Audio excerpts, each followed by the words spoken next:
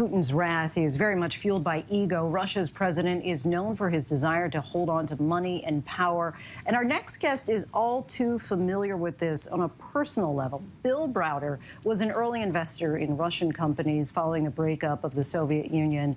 But that all changed following the death of his young lawyer inside a Russian prison in 2009. It was a search for answers and accountability that made Browder an enemy of Putin and his oligarch friends. Browder detailed his unweaving of the web of financial corruption in his new book, Freezing Order, a true story of money laundering, murder, and surviving Vladimir Putin's wrath. Bill Browder, kind enough to join us in studio today. Thank you so much for being here.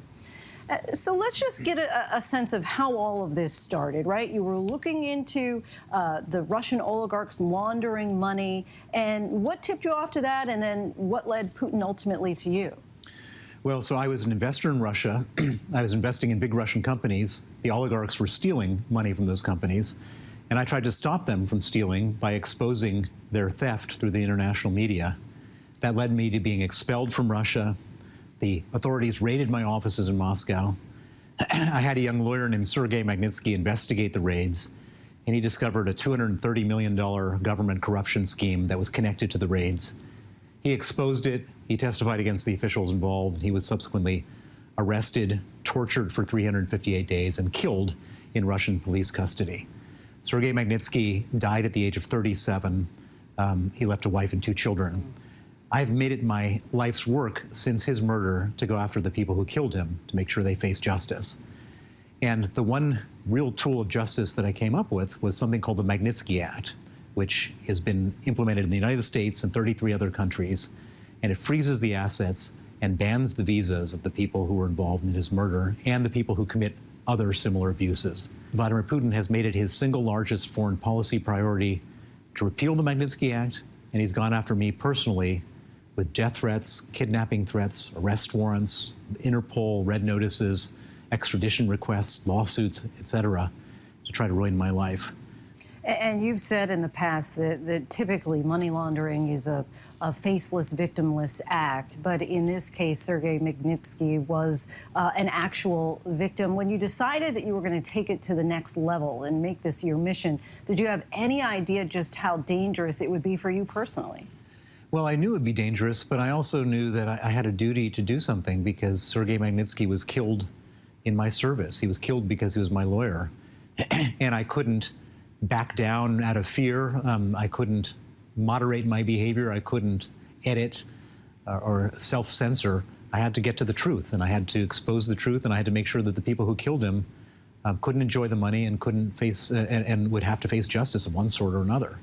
So the Magnitsky Act that you talked about, President Obama signed that into law in 2012. Now, 10 years later, tell us how that's being used with regard to sanctions against Russians.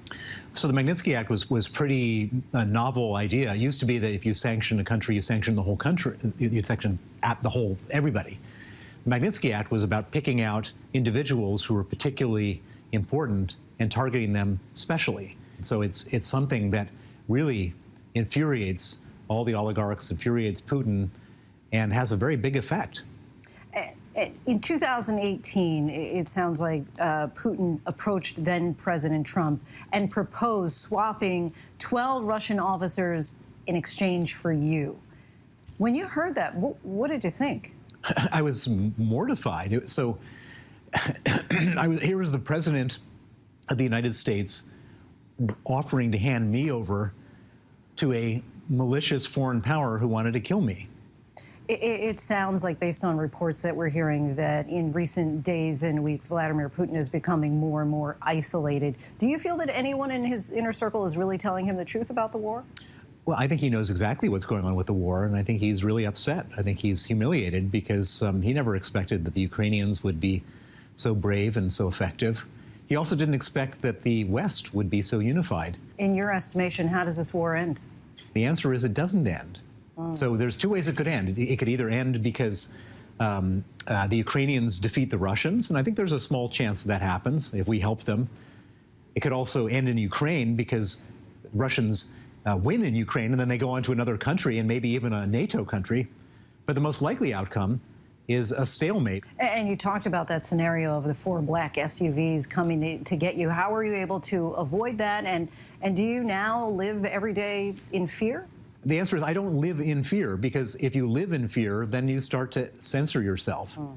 I take great precautions. I try to do everything possible not to give them an opportunity, but I don't live in fear, because my lawyer, Sergei Magnitsky, who was in a much more dangerous situation, didn't live in fear, and I owe it to him to make sure that I go after the people that killed him. What a courageous man you are. Bill Browder, we thank you so much. Great to have you here with us in studio. And you can pick up his book, Freezing Order, A True Story of Money Laundering, Murder, and Surviving Vladimir Putin's Wrath. It is available wherever books are sold. Hi, everyone. George Stephanopoulos here. Thanks for checking out the ABC News YouTube channel. If you'd like to get more videos, show highlights, and watch live event coverage, click on the right over here to subscribe to our channel. And don't forget to download the ABC News app for breaking news alerts. Thanks for watching.